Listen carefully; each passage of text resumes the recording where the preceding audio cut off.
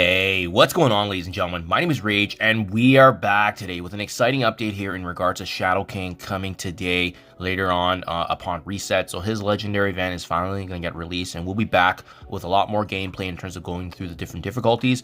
I am going to be going to the highest level because now I have achieved 6 stars for both my Illuminati and as well as Annihilator characters. So it's going to be interesting. We're going to be competing against all the spenders, dolphins and whales and so forth, and we're going to see how deep we can go. But hopefully level 95 to level 100 is going to be good enough. I don't want to gear tier 19 most of my characters, but for those of you that didn't check my video from earlier before, there's going to be 3 pathways that you can take if you're also interested in unlocking Shadow King.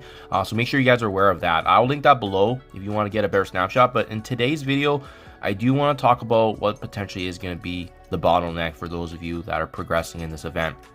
So this is just located on the marvelstrikeforce.com blog post, but as you can see, remember, these are all the different teams that you're going to be needing to go from all the way nodes 1 to nodes 10. And remember, you can actually get Shadow King's unlock at the very beginning at difficulty 15.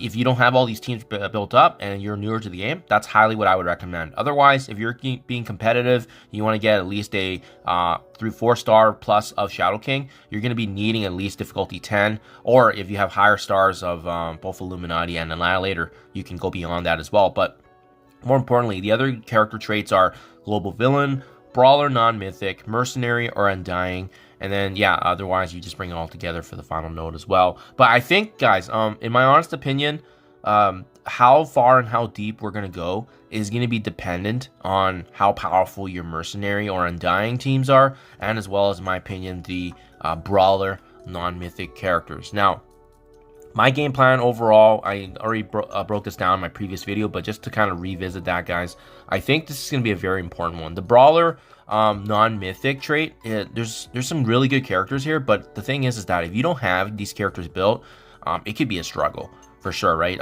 Having essentials like Lady Deathstrike, being able to turn me to rewind. Remember, you can bring her in to the global villains as well, so it's going to be very important to have that synergy. I think if you obviously have a built-up Thanos endgame as high as you can, he's going to be very important here just because you can also double dip with him as an Annihilator. So building him up to the moon and getting double value from that is going to be massive. The synergy with Val is also important.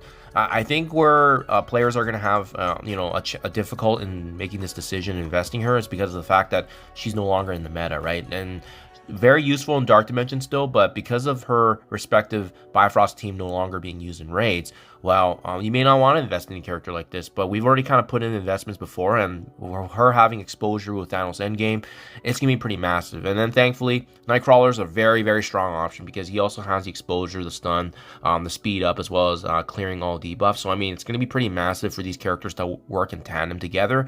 And then otherwise, other strong considerations would be, Vulture, Namor. You can use Cabal later on for the global villains, Black Cat. But yeah, those are just a few of the options I do see right now, right off the top. Even Red Hulk, he's a really good option. Deadpool, if you are also planning to bring in the mercenaries, Mercs for money team as well. And that's actually what I wanted to talk about next, guys, because this next team here with the Mercs for money, they're going to be a strong bottleneck because of the fact that typically some folks have ignored war like myself, right? But the thing is that this team is also going to be one of the options for Nodes 5 as well as Nodes 9. And with it being situated in the middle of the runs, I think it's going to be very important to consider how high you want to build this team. As you can see here, time recording, I still have a little bit of investment to do, but I am planning to bring all of them up to at least level 95. Their survivability is through the roof. The fact that, Old Man Logan's going to be leading the charge as one of the best characters in the game, so that's going to be pretty massive. Obviously, you can still bring in Undying, but I just think the amount of value this team will have, and the fact that there's no war bonuses stand alone, they are the better team versus Undying because of that reason here, especially the versatility of some of these characters and the way that they have their revive mechanics built in.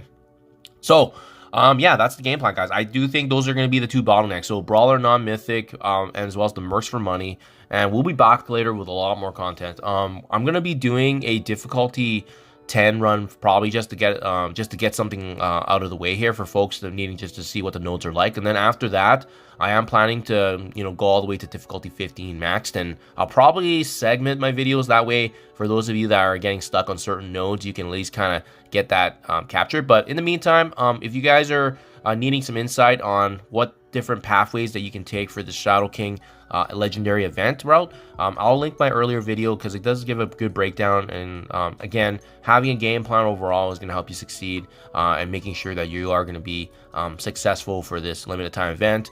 And let's see if it's even in game yet for the preview. So yes, it is right here.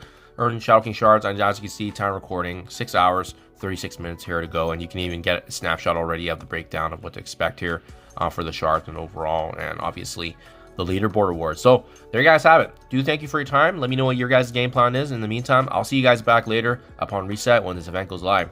Thank you for your time as always, and I'll catch you guys in the next one.